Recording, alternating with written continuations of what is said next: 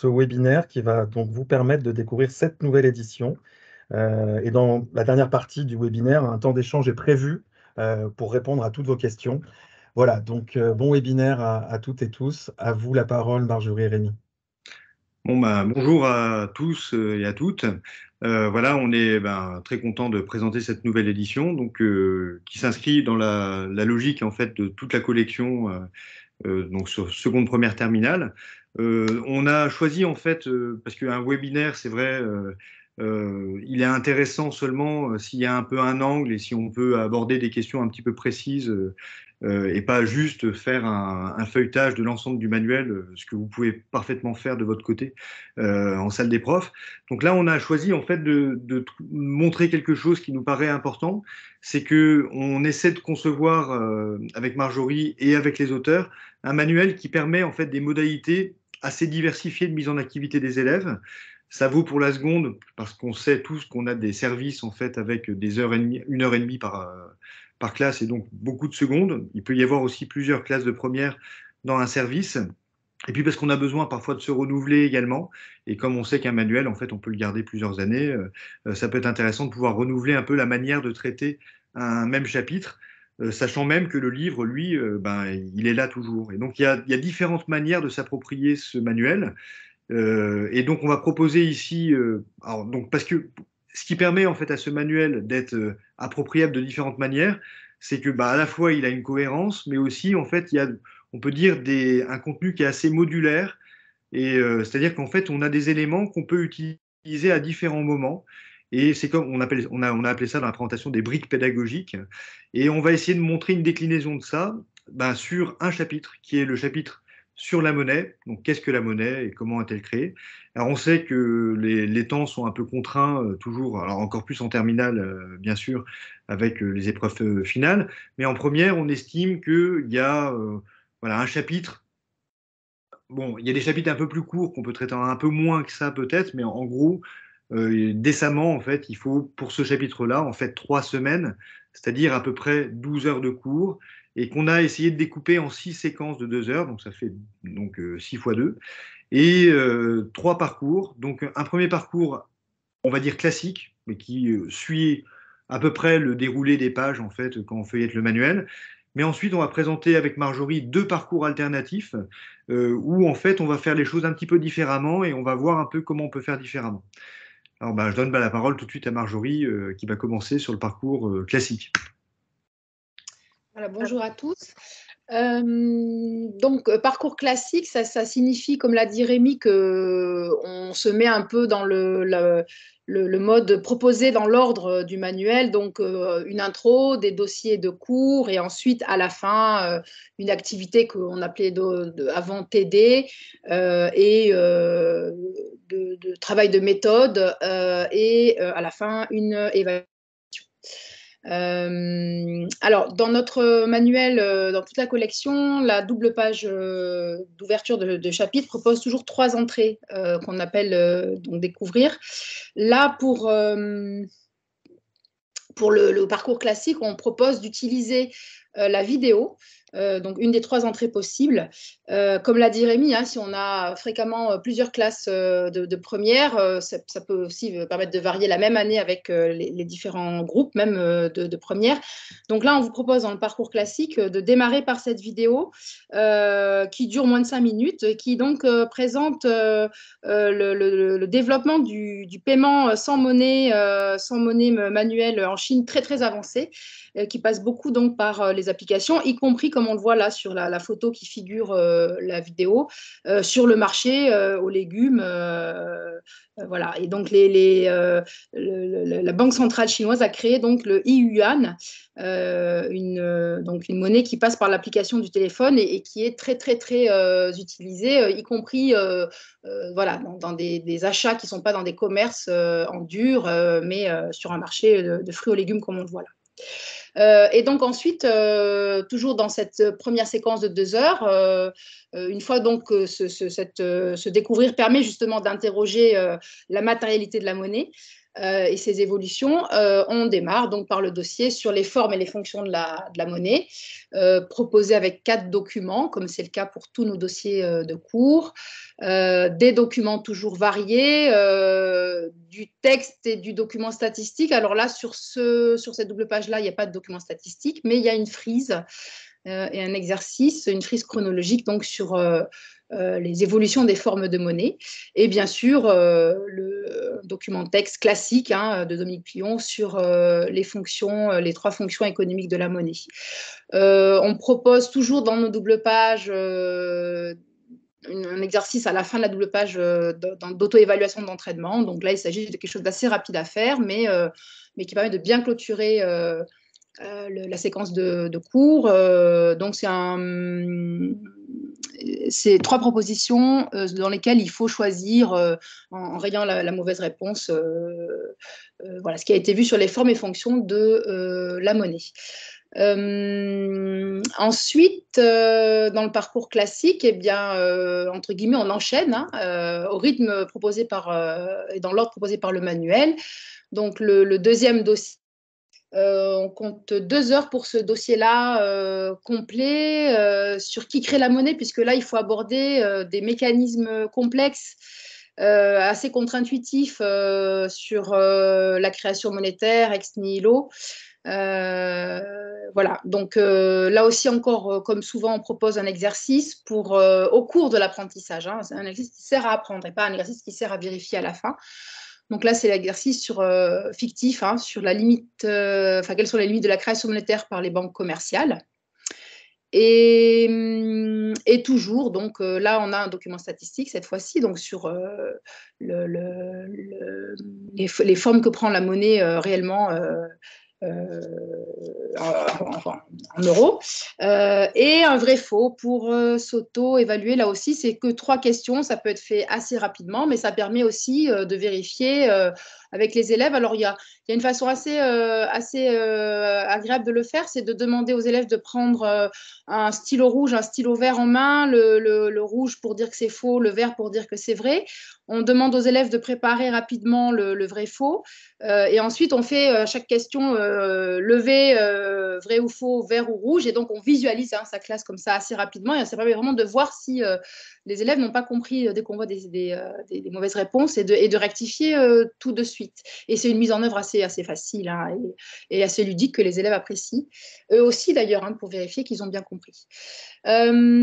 Séquence 3, donc de 2 heures encore sur comment la Banque centrale régule la création monétaire. Là aussi, c'est une double page à laquelle il faut consacrer 2 heures. On peut pas vraiment faire plus court parce que c'est encore des éléments complexes et relativement contre-intuitifs pour les élèves, avec voilà la notion de marché monétaire qui est aussi assez éloignée de l'intuition des élèves.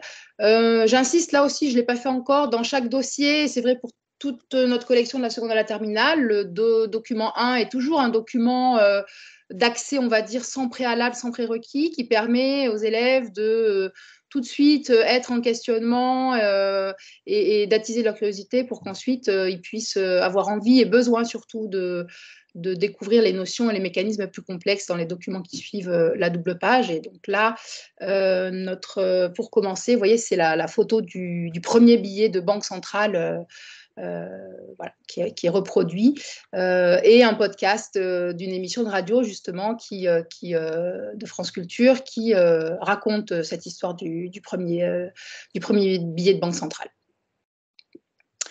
Vous voyez juste sur le dossier 3, là, voilà, on essaie de varier à chaque fois. L'auto-évaluation, cette fois-ci, est un petit schéma d'implication à compléter. Là aussi, c'est toujours conçu pour être fait de façon assez rapide, mais d'impliquer tous les élèves, voilà, et de vérifier, de donner aussi aux élèves le moyen de vérifier qu'ils ont compris, et à l'enseignant, bien sûr.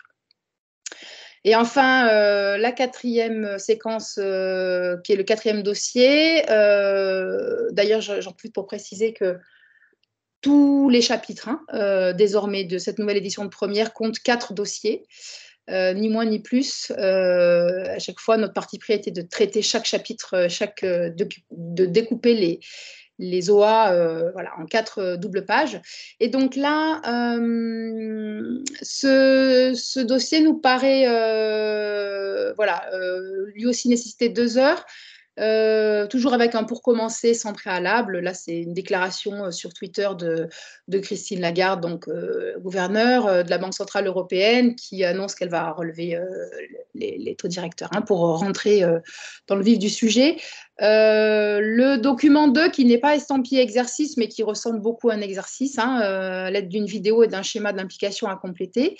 On retrouve toujours un document statistique et un texte, donc toujours questionné. Et une auto-évaluation, là c'est j'arrive pas, c'est un peu flou pour moi sur l'écran, c'est un vrai faux il me semble. Ouais. Oui, c'est un vrai faux.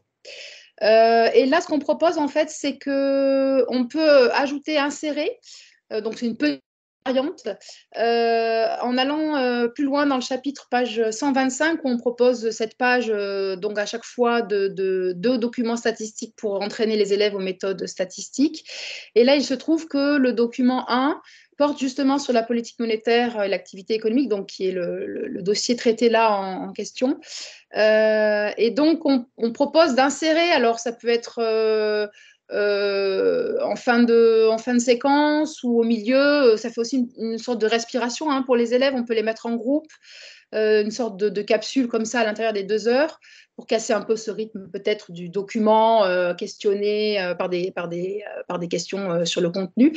Et donc là, on propose un petit entraînement sur la compétence de savoir commenter, utiliser un graphique chronologique et lire des évolutions des taux de variation. Voilà. Ça, c'est pour donc toute la partie, on pourrait dire, cours, qui permet de traiter les OA d'une façon assez, on va dire, traditionnelle. On a l'habitude de ça en SES, de documents questionnés. Et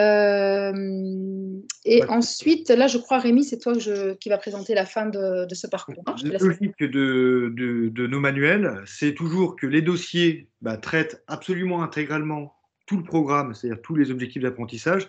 D'ailleurs, en haut des dossiers, maintenant, vous voyez bien qu'on écrit noir sur blanc, en fait, ce qu'il y a dans le programme, puisque, en fait, vous savez que maintenant, il n'y a plus de colonnes avec des notions. Par contre, on surligne quand il y a des notions, etc., etc. Donc ça, c'est une nouveauté de cette édition.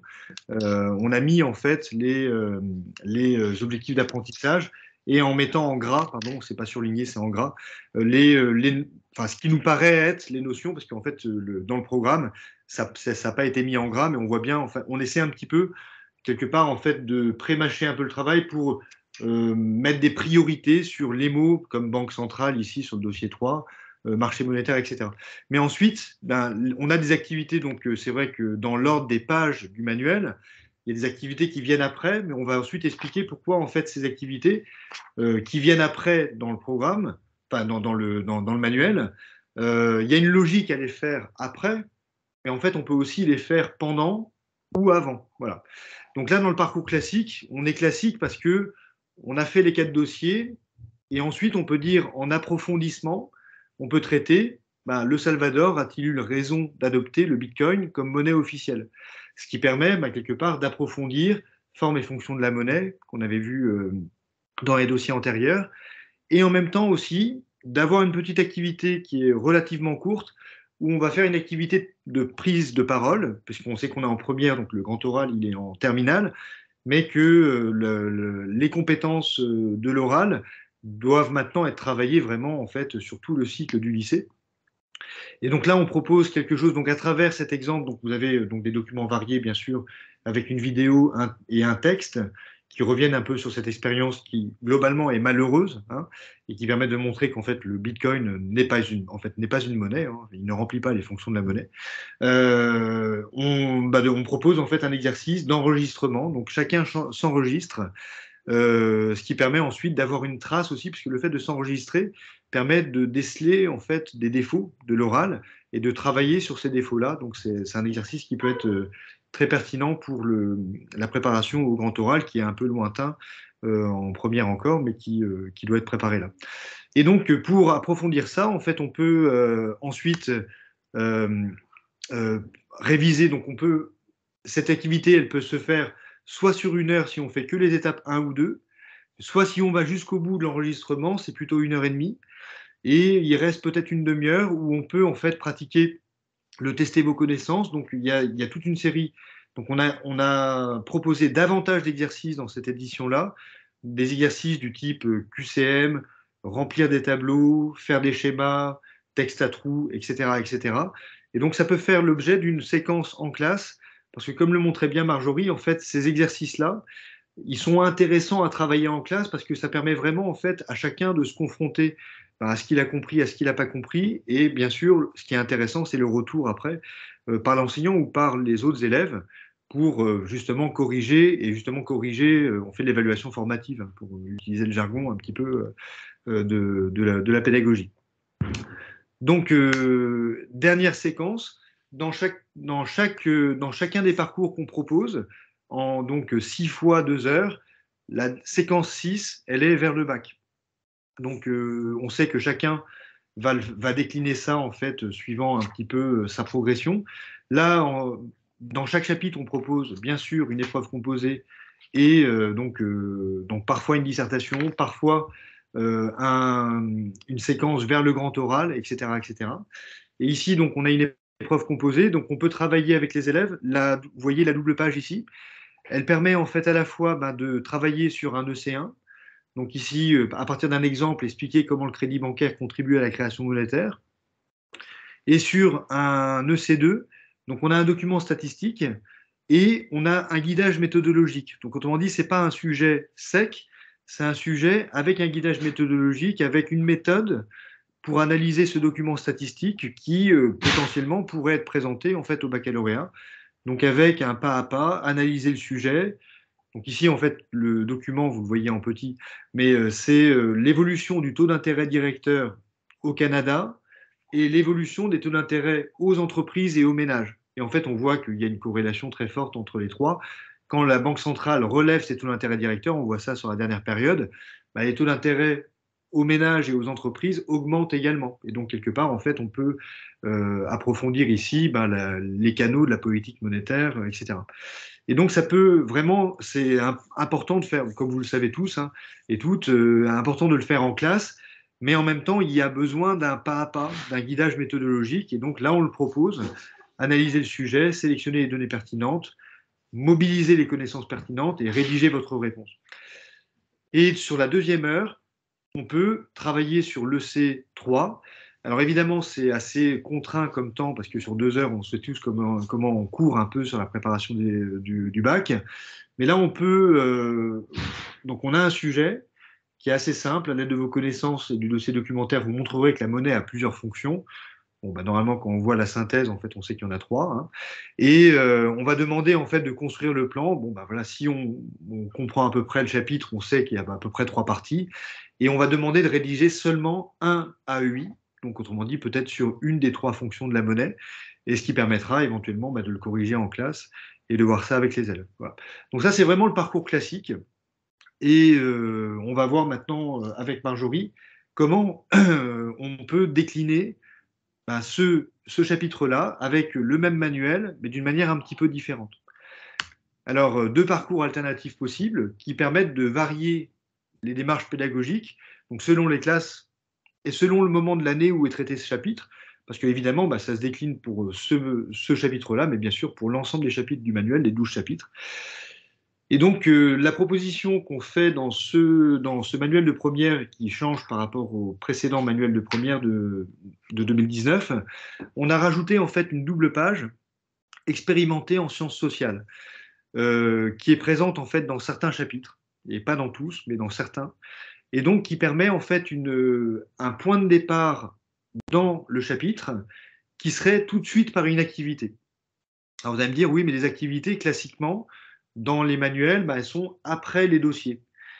Alors en fait, on va voir dans le parcours 2 que c'est pas parce que c'est dans les pages après les dossiers qu'on peut pas les utiliser avant. Mais donc nous, on a voulu marquer ça dans le sommaire du manuel, en mettant une activité sur 2 pages qui soit vraiment conçue pour être sans prérequis, vraiment sans prérequis de notions, ni non plus de méthodes importantes, etc., pour entrer entrer dans le chapitre. Je mets un pied en dehors de la monnaie sur le chapitre sur le marché. Ben, on va évidemment, parce que ça c'est quelque chose que vous attendez peut-être, mais un jeu de marché, un jeu d'économie expérimentale sur le marché, on est nombreux à savoir que c'est une porte d'entrée dans le marché en concurrence parfaite qui est parfois très abstrait. Là, on a une porte d'entrée qui peut être très concrète et assez simple en fait pour ensuite aborder des contenus qui sont un peu plus théoriques, etc. etc. Donc là, bah, sur la monnaie, il s'agit de créer en fait une monnaie locale, un système d'échange local, on appelle ça un CEL, si vous avez vu ce type d'expérimentation. Et donc ici, en fait, il s'agit de créer un CEL dans la classe, donc avec, donc bien sûr, ben, un pas à pas, avec une première étape où, avec une vidéo, on va comprendre le fonctionnement d'un système d'échange local, donc comment créer une monnaie dans la classe qui reposerait sur des heures de travail, finalement, des heures de prestation qui vont s'échanger, en fait. Et ensuite, deuxième étape et troisième étape.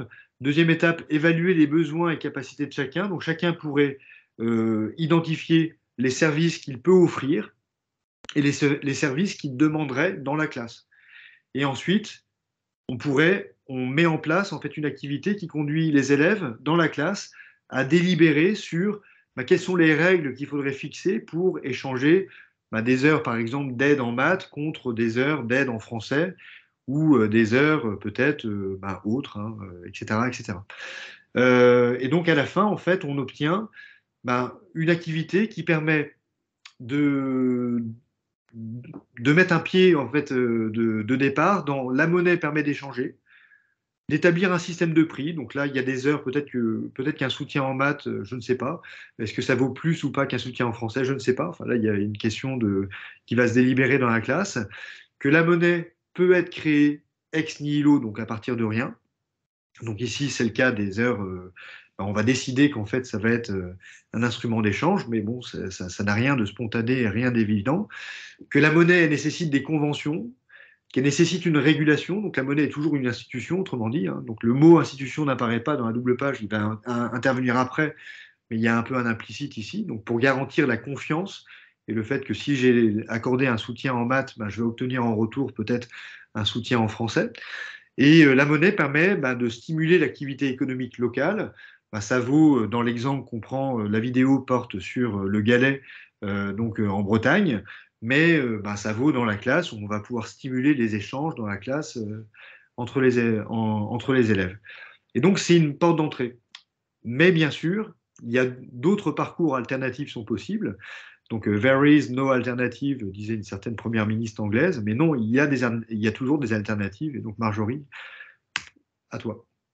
Voilà, donc sur le parcours 2, un peu dans la même logique de ne pas commencer directement et classiquement par une introduction sur une photo ou une vidéo, une introduction assez courte finalement, puis ensuite de démarrer sur les dossiers de cours.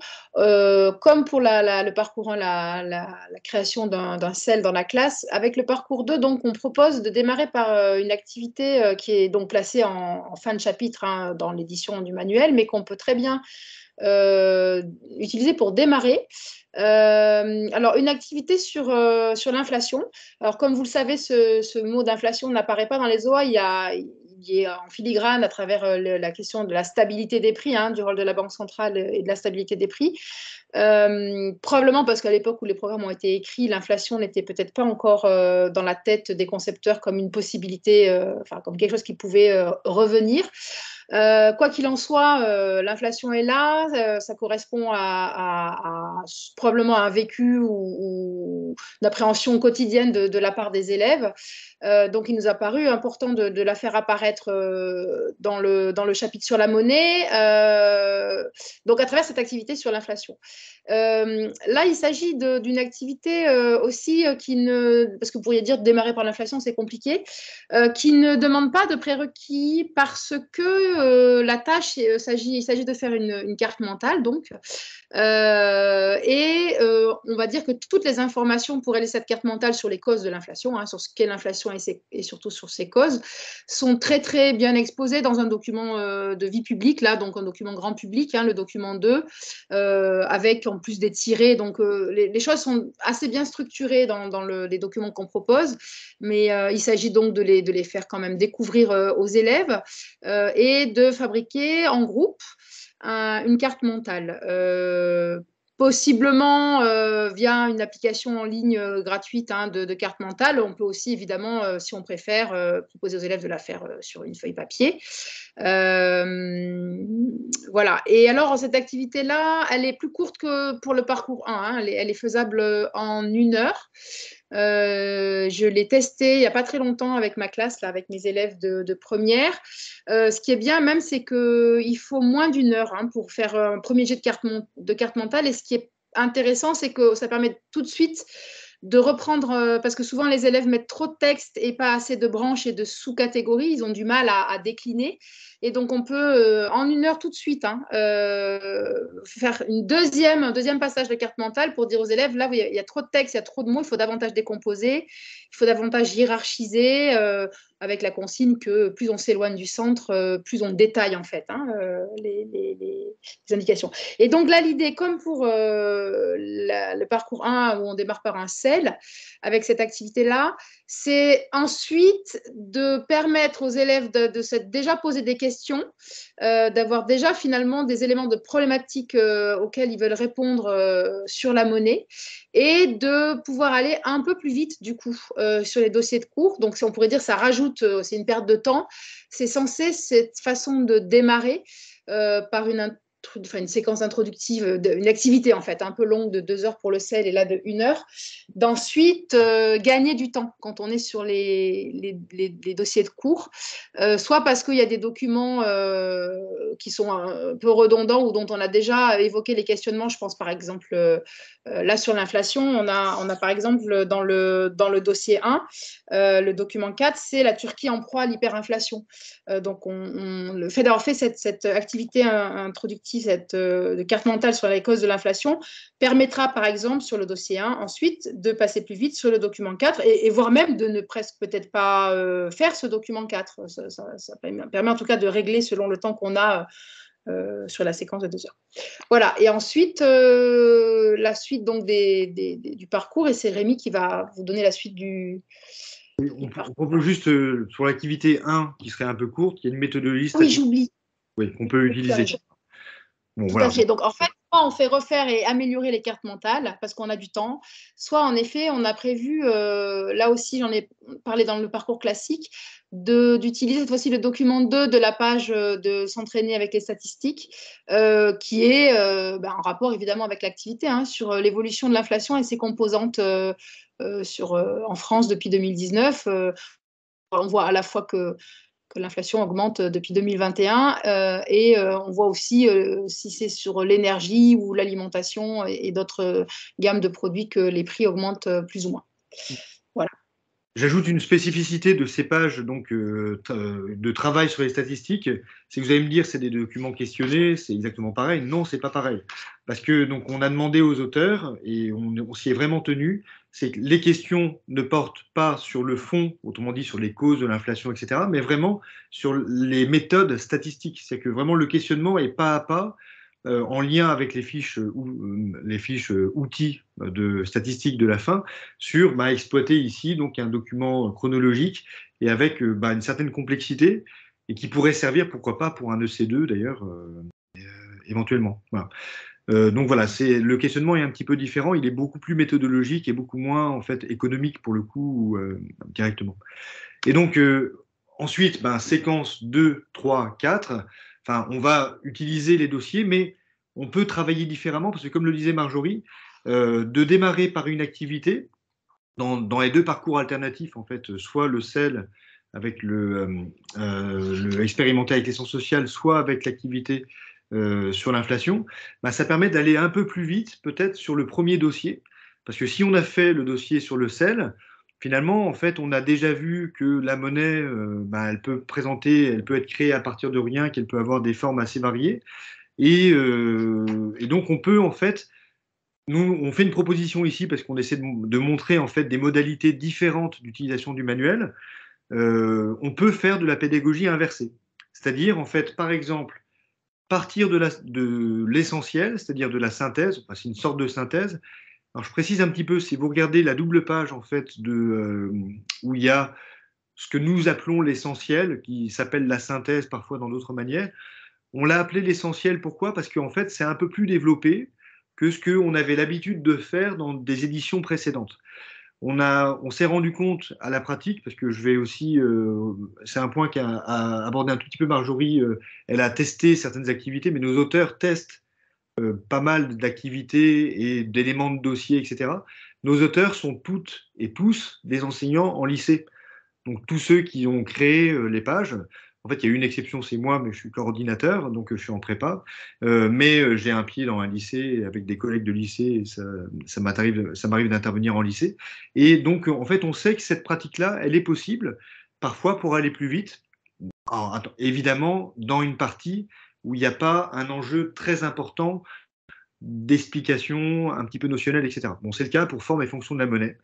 Et donc là, on propose, par exemple, de faire lire donc en classe, par exemple, les 3 petits paragraphes sur l'évolution des formes de la monnaie et les fonctions essentielles de la monnaie, d'accord? Et ensuite, en fait, directement, de faire une auto-évaluation. Et donc, l'auto-évaluation, ça va être, donc, dans le tester vos connaissances. Alors, vous savez qu'il y a toujours des auto-évaluations à la fin des dossiers, mais là, il y a des contraintes de mise en page qui font que on ne peut pas mettre des exercices très très longs. Ça ne tient pas. C'est simple, ça ne tient pas, donc le livre ne permet pas. En revanche, tester vos connaissances, comme on a 2 pages pleines sur les tester vos connaissances, exercice 1 sur les formes de la monnaie, exercice 2 sur les fonctions de la monnaie, c'est vraiment une auto-évaluation qui est beaucoup plus développée. Et là, pour le coup, qui permet de vérifier vraiment si les 3 paragraphes dont j'ai parlé précédemment, en fait, sont bien compris ou pas. Et donc là, on est sur un mode, en fait, de fonctionnement qui peut être assez différent, qui peut se décliner sur d'autres dossiers. Là, on pense que sur ce chapitre-là, c'est essentiellement ce dossier-là, parce que c'est vrai que sur la création monétaire, vous le savez comme moi, en fait, c'est pas la partie la plus intuitive et la plus simple pour les élèves.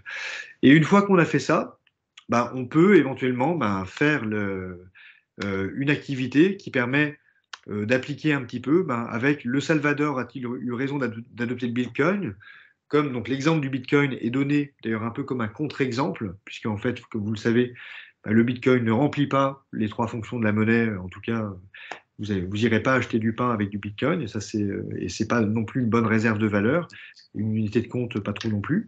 Et donc le Salvador a-t-il eu raison d'adopter le Bitcoin comme monnaie officielle? Il y a cette activité que j'avais déjà présentée qui montre un petit peu les raisons qui l'ont conduit à faire ça, mais en même temps, en fait, aussi le retour qu'il y a sur cette expérience, qui n'est pas un retour très positif. Mais là, on va s'arrêter à étape 1 et 2. On n'ira pas jusqu'au bout de prendre la parole et de s'enregistrer, parce qu'évidemment, on cherche à être réaliste un petit peu en termes d'horaire. Voilà. Donc Marjorie, peut-être. Et donc, ouais, sur le parcours 2, alors là, on revient sur quelque chose de plus classique parce que là, en fait, on va s'emparer des 4 documents de la double page de dossier, ce que la proposition précédente ne fait pas, en fait, puisqu'on part directement de la synthèse et ensuite d'exercice. Donc là, on propose en 2 heures d'étudier le dossier. Comme je l'ai indiqué tout à l'heure, on peut traiter rapidement, voire pas du tout utiliser le document 4 sur la Turquie en proie à l'hyperinflation, puisque ça a déjà été bien explicité les causes de l'inflation avec l'activité carte mentale introductive. Donc, cette idée qu'on peut gagner un peu de temps, du temps grâce au détour qu'on fait au début de chapitre. Et là, on propose aussi, pour une question de vous montrer la modularité du manuel, dans l'exercice 3, qui propose donc cette frise chronologique sur les formes de la monnaie, on peut convoquer, alors c'est une photo qui est page 108 dans le manuel, voilà, qui est une proposition d'introduction pour un découvrir par l'image, mais là on peut en parallèle de la frise sur la période préhistoire, il y a justement cette illustration des pré-monnaies que sont les cauris. On peut voilà, là insérer, le découvrir par l'image, dans lequel donc avec une photo de véritables cauris pré-monnaie. On peut là voilà, introduire ça, enfin l'insérer et poser la question à la classe, hein, donc qui est de comparer cette monnaie avec une monnaie comme l'euro et de chercher les points communs et les différences avec la monnaie contemporaine qui est l'euro. Voilà, là c'est pour une séquence de 2 heures, donc où on peut moduler avec le document 4 qu'on peut ne pas faire ou faire de façon rapide, ou si on décide de le faire, ce qui est intéressant, c'est qu'on fait quelque chose de spiralaire, c'est-à-dire qu'on reconvoque les éléments déjà amenés sur la carte mentale sur l'inflation. Et en tout cas, ce qui est intéressant là, ce qu'on essaye de montrer, c'est qu'on peut s'adapter selon l'heure de la semaine à laquelle on fait ce cours, selon si c'est une classe active ou au contraire passive, si on a 2 classes d'affilée, de groupes de première, voilà, enfin, il y a plein. Et donc avec cette modularité-là, on peut s'adapter à ces conditions d'enseignement et à ces élèves. Je précise que les photos qu'on présente sont toujours légendées de manière très précise. Donc là, par exemple, les choristes qu'on présente ici en photo, c'est des choristes qui sont dans un musée chinois et qui datent de 1100 avant Jésus-Christ. Donc ils sont vraiment, voilà, donc il y a une source vraiment précise et une légende en fait qui permet de montrer, d'aller au-delà de juste de montrer des coquillages, etc. Enfin, donc Oui. ça permet vraiment d'aller plus loin. Et donc après, ben, on enchaîne. Alors j'allais dire, là, on peut passer un peu plus vite parce qu'on a déjà brossé ces pages-là. Dans le parcours 1, ben, on va faire dossier 2 qui crée la monnaie. Et là, pour le coup, on va consacrer les 2 heures à cet élément j'allais dire central du chapitre, parce que c'est même dans le titre du chapitre. Qu'est-ce que la monnaie et comment est-elle créée? Et donc là, on va traiter potentiellement les 4 dossiers avec le s'entraîner. D'accord? Et dans le parcours 2, Marjorie? Dans le parcours 2, donc c'est la même double page, hein, donc qui crée la monnaie, voilà.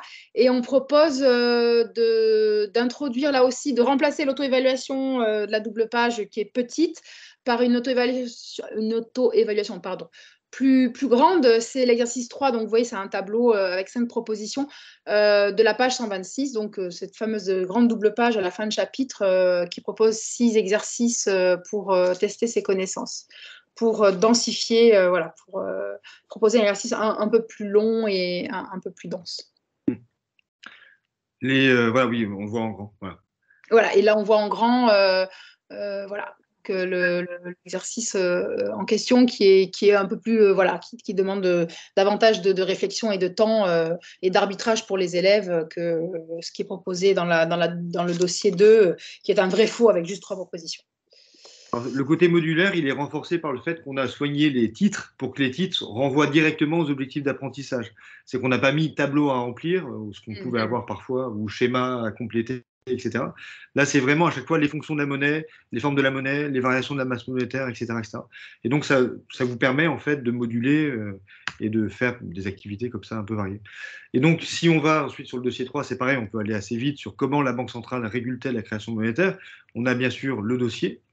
Mais donc le dossier qu'on avait présenté précédemment, mais on peut remplacer l'auto-évaluation qui est un peu courte par ici, par l'exercice 4, page 127, donc qui permet en fait vraiment un vrai faux beaucoup plus développé, 6 phrases un peu longues comme ça, on n'a jamais la place en fait de mettre ça sur une double page, et là on peut le mettre à la fin, et donc on a réservé cette place-là, et ça permet bien sûr de le faire en classe pour revenir dessus avec les élèves, le pilotage des taux d'intérêt à court terme et de la création monétaire, et donc de voir ce qui a été compris ou pas, de faire de l'évaluation formative. Donc parcours 2, dossier 3. Donc là aussi, une façon assez classique de procéder sur comment la Banque centrale régule-t-elle la création monétaire. Rien de particulier, il faut 2 heures pleines pour le faire. Là, on ne propose pas de variante spécifique sur cette double page-là pour le parcours 2. Ouais. Dossier, donc on continue les dossiers. Donc là, on est sur le dernier dossier, en fait, les effets de la politique monétaire sur les prix et l'activité économique. Ben, de la même manière. Et donc là, en fait, comme on a vu dans d'autres dossiers, à chaque fois, sauf exception, alors, sur les formes et fonctions de la monnaie, c'est une exception, c'est le dossier 1, il y a toujours un document statistique. Mais les documents statistiques qu'on propose en méthodologie statistique sont des substituts possibles. Et donc, autrement dit, en fait, soit on utilise le document 3 ici, les taux directeurs de la BCE et de la Fed, qui est un ultra classique, donc là, mais j'allais dire un classique inévitable et que vous attendez certainement dans un manuel de première sur la monnaie. Il faut qu'il y ait les dernières données. Je précise d'ailleurs qu'on est vraiment sur chaque document, on a pris, vous avez les dernières données vraiment des premiers mois de 2023. On a vraiment actualisé jusqu'au passage en impression, parce que ces taux d'intérêt ont augmenté à une vitesse très très rapide.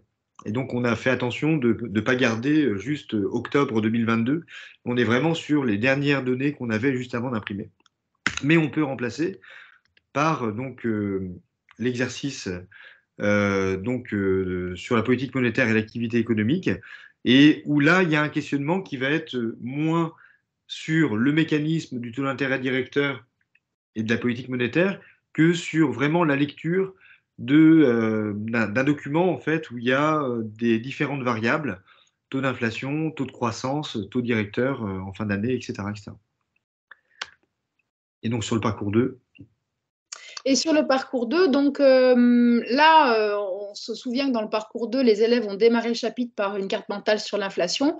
Donc là, on va dire que c'est un dossier 4 sur lequel les élèves ont déjà posé des choses et ont des interrogations assez précises et déjà des mécanismes en tête sur l'inflation.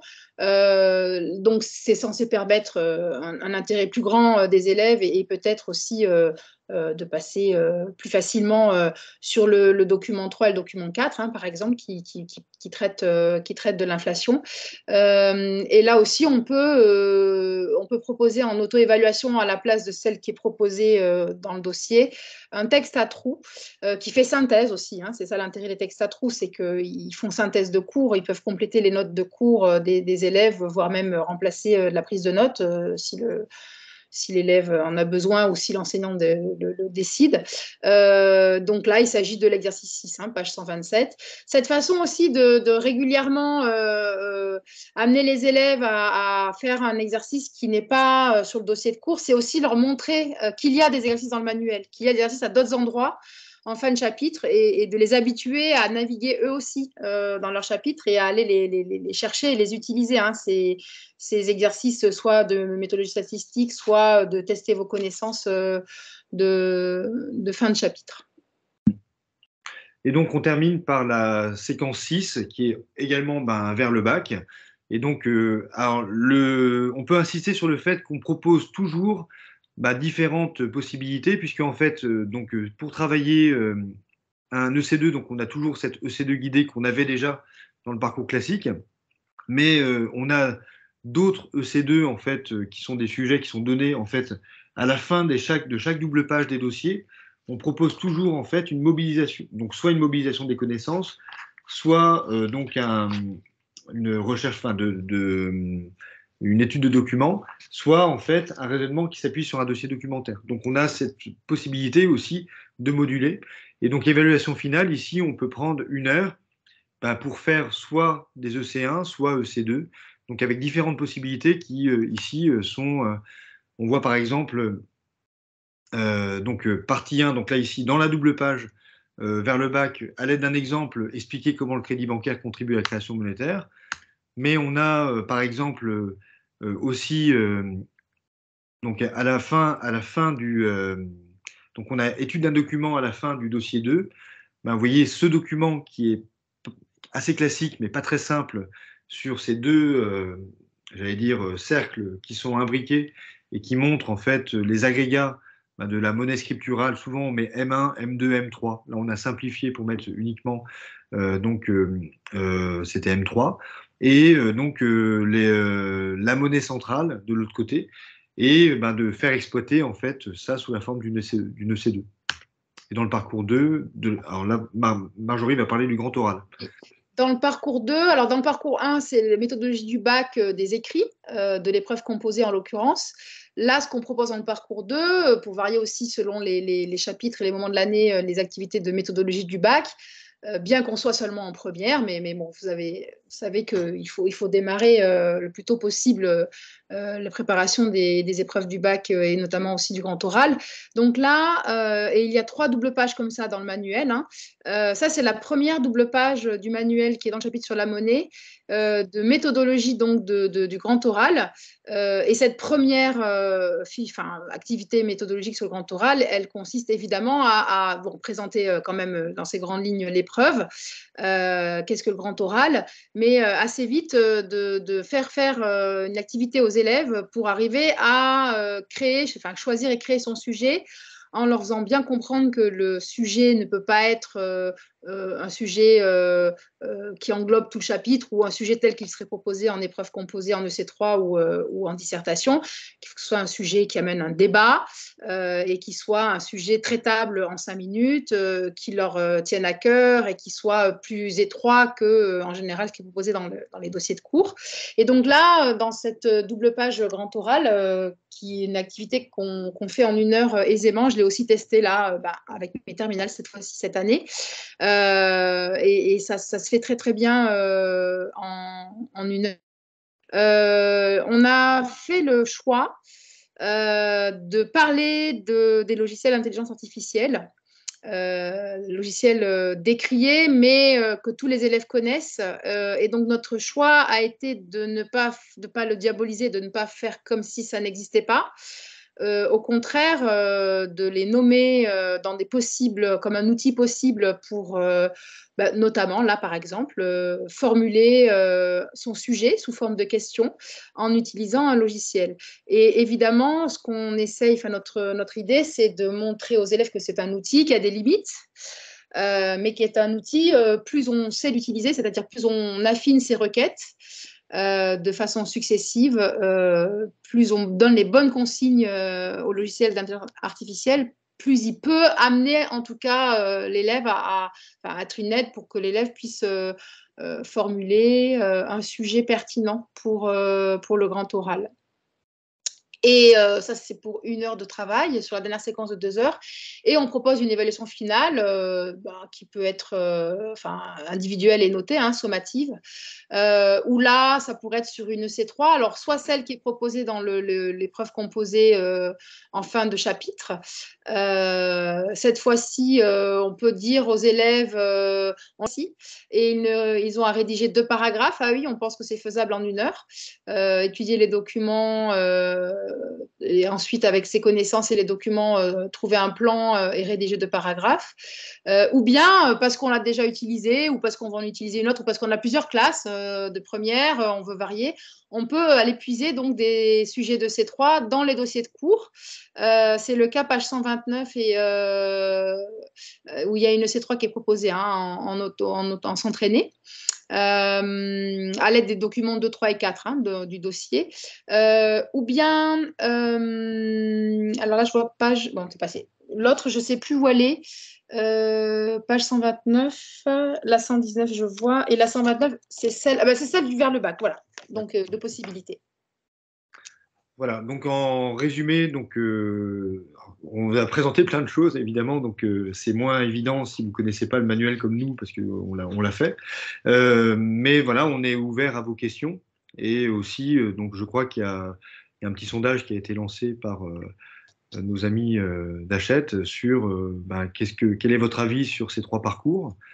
Et aussi, est-ce que vous envisagez de traiter différents types de parcours dans vos pratiques avec différentes classes. Alors, je crois que vos questions arrivent sur le chat et donc. Ouais, merci beaucoup Rémi. Merci Marjorie. On a encore une dizaine de minutes pour répondre à vos questions. Alors une question a déjà été posée en ce qui concerne les podcasts alors, ça n'apparaissait pas, je crois, dans les parcours, puisque les podcasts apparaissent dans les pages l'essentiel. Ils apparaissent en complément de la leçon rédigés. Comment les utiliser? Les élèves les écoutent-ils en classe ou à la maison?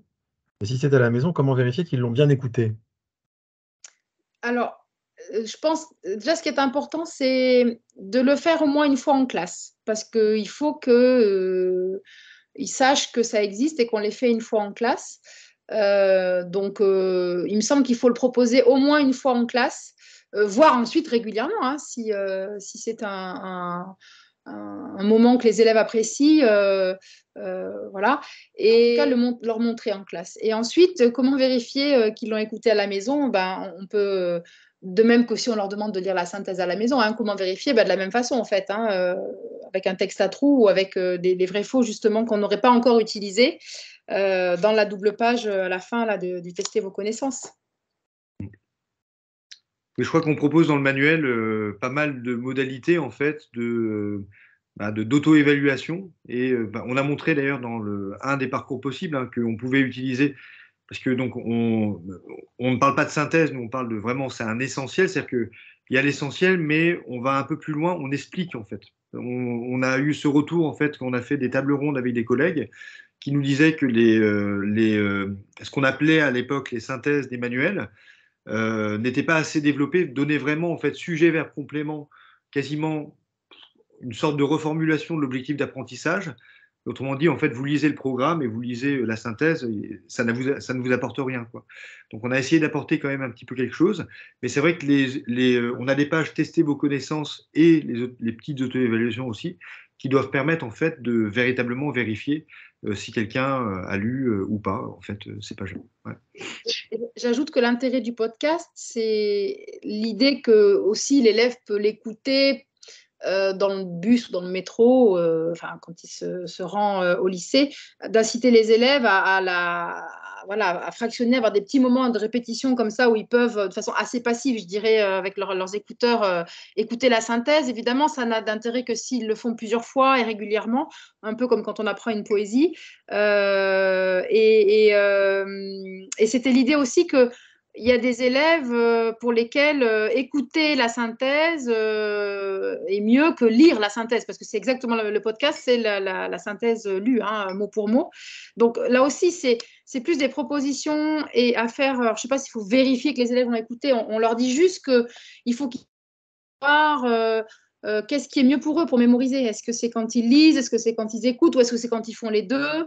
Et puis les inviter, voilà, la répétition et le podcast permet ça, d'écouter plusieurs fois en fait, pour lentement, voilà, par la répétition, mémoriser en fait les éléments importants du cours. Ouais. J'ajoute que celui qui fait les podcasts, c'est un collègue qui est, on peut dire, un professionnel de la radio, qui fait de la radio avec ses élèves. Donc, certains doivent voir qui c'est, parce qu'en fait, il publie un petit peu là-dessus, un peu sur Facebook ou ailleurs. Voilà. Et il a une voix, enfin, nous, avec Marjorie, on serait incapable de faire des podcasts comme ça, quoi.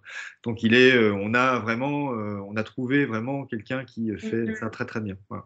Et ça fait presque un modèle de voix, enfin, de et de rythme aussi pour le grand oral. Pourquoi pas, hein, on peut aussi utiliser les podcasts comme ça en leur disant, voilà, écoutez comment un texte lu peut être agréable à écouter, n'a pas l'air vraiment d'être lu parce qu'il y a des intonations, etc. Enfin, il y a plusieurs façons d'utiliser ces podcasts, mais je crois que quand même, globalement, il faut que les élèves sachent que ça existe. Donc, on leur fait découvrir en classe.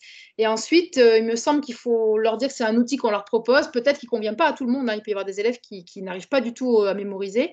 Mais l'idée, c'est de proposer plusieurs outils au service des élèves, en fait. Et on les rend autonomes aussi dans le choix et dans le fait, est-ce qu'ils ont envie ou pas de le faire, plutôt que de vérifier peut-être pour essayer entre guillemets, de les contraindre, quoi.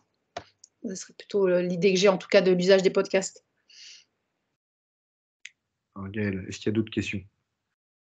Alors, pour le moment, pas d'autres questions dans le chat, mais le sondage, voilà, le sondage est en cours. Ah. Voilà, sur le parcours que les collègues pensent étudier avec leurs élèves. Les réponses nous parviennent. Alors, n'hésitez pas à mettre des commentaires, j'allais dire, sur le chat, ça peut être juste une remarque, hein, d'ailleurs, qui peut nous intéresser. Alors, une question sur la création du sel, est-ce qu'elle s'effectue en 1 heure? Et est-ce que cela fonctionne bien auprès des élèves sur le long terme? Tu veux répondre, Rémi? Oui, alors, le sel, c'est plutôt une activité sur 2 heures. C'est plutôt sur 2 heures. Il faut laisser le temps en fait à ces activités de découverte. Mais ensuite, oui, c'est ce qu'on expliquait avec Marjorie, c'est ça fonctionner sur le long terme, c'est-à-dire que moi je le comprends comme ça permet en fait déjà d'aborder les fonctions de la monnaie, puisqu'en fait on va voir que le sel permet de servir d'unité de compte, c'est une unité d'échange, donc on a un petit schéma qui présente un petit peu comment on peut convertir le bricolage, la, la cuisine, les cours d'anglais, le conseil juridique, etc., en heures qui s'échangent, unité de compte, moyen d'échange, et puis réserve de valeur, parce que quand j'ai échangé, je peux garder les heures, etc., etc. Et puis en même temps aussi, on doit montrer que la monnaie est une institution, et pour le coup, en fait, on va réfléchir avec les élèves aux règles de fonctionnement du système d'échange local. Et donc après, en fait, quand on doit l'aborder, c'est la raison pour laquelle quand on a fait le parcours alternatif 1, sur le dossier 1, on a proposé en fait d'utiliser directement la synthèse qui rappelle les 3 fonctions de la monnaie. Et les formes de la monnaie, j'allais dire, là, ça peut passer par quelque chose qui est déjà rédigé, parce qu'en fait, ça permet de gagner du temps de ce côté-là. Donc, on ne perd pas du temps, en fait, parce que je pense qu'on va ancrer les connaissances de manière plus profonde, justement par cette expérimentation. Et j'ajoute aussi qu'à long terme, ça apprend à sa classe à travailler de façon, on va dire, autonome et dynamique. Et je pense notamment, parfois on a des classes qu'on trouve passives, où on trouve que les élèves attendent et sont un peu consuméristes et veulent qu'on dicte, etc. Et régulièrement dans l'année, et on en propose 5 dans le manuel des expérimentés en sciences sociales pour 5 chapitres, je ne sais pas si on peut ou si on doit faire les 5, mais en tout cas, répéter. Je pense qu'effectivement, c'est dommage de faire qu'une fois dans l'année. Je dirais si on le fait 2 ou 3 fois, et c'est pareil pour finalement l'activité inflation carte mentale, donner la main, en fait, vraiment donner la main, prendre ce risque un petit peu, de donner la main aux élèves, la main à la pâte en début de chapitre, c'est aussi une façon, à mon avis, de les éduquer, enfin de créer cette dynamique et cette capacité à des élèves à ne pas être passifs et autonomes, mais à vraiment être impliqués pleinement dans ce qu'on leur propose en classe. Et ça, pour le coup, c'est un effet, à mon avis, d'assez long terme, en fait, dont on bénéficie bien sûr sur le chapitre sur la monnaie là, parce qu'on va pouvoir réutiliser, réinvestir, faire des rappels, même souvent c'est les élèves même qui disent ah oui, c'est comme dans le sel. C'est ça qui revient en fait sur le chapitre, mais aussi plus largement sur l'année. Et puis je sais pas, je pense même par rapport, les élèves doivent se trouver un sujet de grand oral. On peut imaginer que cette activité-là, qui sont en général des activités assez marquantes, dont les élèves se souviennent en général les années suivantes. Ça peut être aussi voilà, une graine qu'on plante sur si je faisais mon grand oral, mon sujet grand oral sur un système d'échange local, puisque bon, vous savez qu'on a le droit, les élèves ont le droit de faire un sujet de grand oral qui porte sur le programme de première, ils ne sont pas obligés de le faire sur le programme de terminale. J'ajoute aussi l'idée d'expérimenter un sens social, elle est venue du manuel de seconde, celui qu'on a sorti l'an passé, en 2022. Pourquoi? Parce que vous savez qu'il y a ce chapitre introductif, qu'on n'a d'ailleurs pas traité comme un chapitre introductif, parce que et d'ailleurs d'autres collections ont fait des choix comparables. On se rend compte que c'est très compliqué dès le début de la seconde de dire ce que c'est que l'économie, la sociologie, la science politique, alors qu'en fait c'est assez simple très souvent de mettre la main à la pâte et par exemple sur le marché, de faire un jeu de marché pour l'étudier, et donc quelque part de se mettre dans la peau d'un économiste, de se mettre dans la peau d'un sociologue, d'un politiste.